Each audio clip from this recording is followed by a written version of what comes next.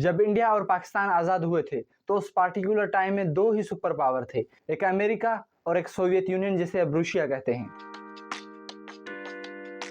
Soviet union का south Asia पे बहुत ही बड़ा इन्फ्लुएंस था। इंडिया का झुकाव भी सोवियत यूनियन की तरफ ही था। ऐसे में यूएसए को पाकिस्तान एक ऑप्शन की तरह दिखता है। यूएसए सोवियत यूनियन के खिलाफ अफगानिस्तान में कंट्रोल पाने के लिए मुजाहिदीन तैयार करता है और इन सब की ट्रेनिंग का जिम्मा लेता है पाकिस्तान। तो जब सोवियत यूनियन और अफगानिस्तान के बीच में लड़ाई चल रही थी तो यूएसए ने अपनी आर्मी भेजने के बजाय मुजाहिदीन को तैयार किया। ना तो मुजाहिदीन की जान जाने पे यूएसए की जवाबदेही थी और ना ही उनको भारी भारी सैलरीज देनी थी, और रिस्क भी बिल्कुल खत्म हो गया था, क्योंकि अगर यूएसए आर्मी अफगानिस्तान में उतरकर सोवियत यूनियन के खिलाफ लड़ती तो ये वार सोवियत यूनियन और यूएसए की वार हो जाती। तो यूएसए ने मुजाहिदीन को वेपन्स दिए और इन सब की ट्रेनिंग पाकिस्तान में हुई। पाकिस्तान ने हर तरह से मदद की इन मुजाहिदीन की, इनको ट्रेनिंग करवाई, इनको रूट दिया, इनको खाना पीना और हथियार सप्लाई करवाया। लेकिन इसके साथ साथ पाकिस्तान को भी इसमें फायदा था कि पाकिस्तान को पैसे मिल रहे थे, वो भी बगैर कुछ ज्यादा एफर्ट्स लगाए। यूएसए कभी एड की फार्म में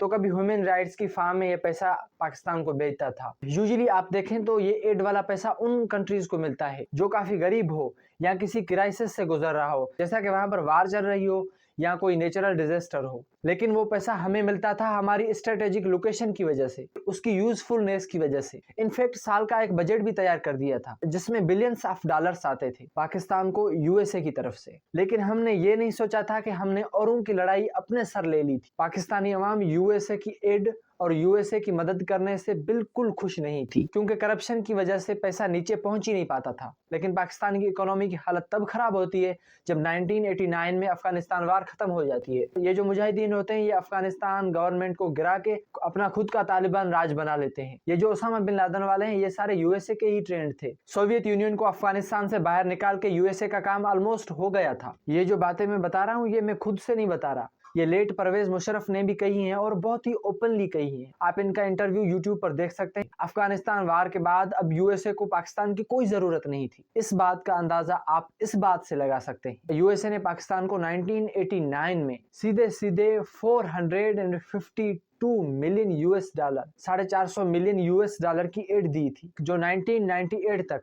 घट के बस 5.4 मिलियन यूएस डॉलर ही रह गई। इंडिया और बांग्लादेश जब एक्सपोर्ट से अपनी इकोनॉमी को बढ़ा रहे थे तो हम इमदाद के पैसों में ही खुश थे। अफगानिस्तान वार के बाद पाकिस्तान को काफी नुकसान हुआ और यूएसए ने पाकिस्तान को स्टैंड बाय मूड पे डाल दिया। लेकिन पाकिस्तान की किस्मत एक बार फिर तब चमकती है जब 9/11 अटैक हो जाता है। वर्ल्ड ट्रेड सेंटर में ये अटैक अलकायदा की तरफ से किया जाता है और यूएसए ये सोचता है कि अगर ऐसे अटैक दोबारा ना हो तो हमें अलकायदा को मुकम्मल तौर पर खत्म करना होगा। और एक बार फिर यूएसए को पाकिस्तान की जरूरत पड़ी। इस बार यूएसए ने कोalition सपोर्ट फंड बनाया जिससे पाकिस्तान को काफी पैसा मिला। 2009 में यूएसए ने कैरी लूगर बिल पास किया जिसमें पाकिस्तान को 1.5 बिलियन यूएस डॉलर की पर ईयर की एनुअल असिस्टेंट देने का प्रपोजल था। लेकिन इस पैसे को यूएसए की मदद करने के बजाय पाकिस्तान अपनी इकोनॉमी को बचाने के लिए यूज करता है और अपनी आर्मी को स्ट्रांग करने में यूज करता था। ये वो वक्त था जब हमारे दोनों हाथ घी और मुंह कढ़ाई में था। एलिगेशन भी लगती रही। यूएसए ने भी कहा कि इन्होंने हमारे पैसे का मिसयूज किया है। लेकिन इतनी इमदाद पाकिस्तान को देने के बजाय भी ओसामा बिन लादेन पाकिस्तान से ही पकड़ा जाता है। मुल्ला उमर जो मोस्ट वांटेड था उसकी डेथ भी पाकिस्तान की ही हॉस्पिटल में होती है। ट्रंप ने आते ही इस एड को बंद कर दिया और हमारी इकोनॉमी को एक बार फिर से झटका लगता है। इन सारी वजूहात से हमारी इमेज काफी खराब हुई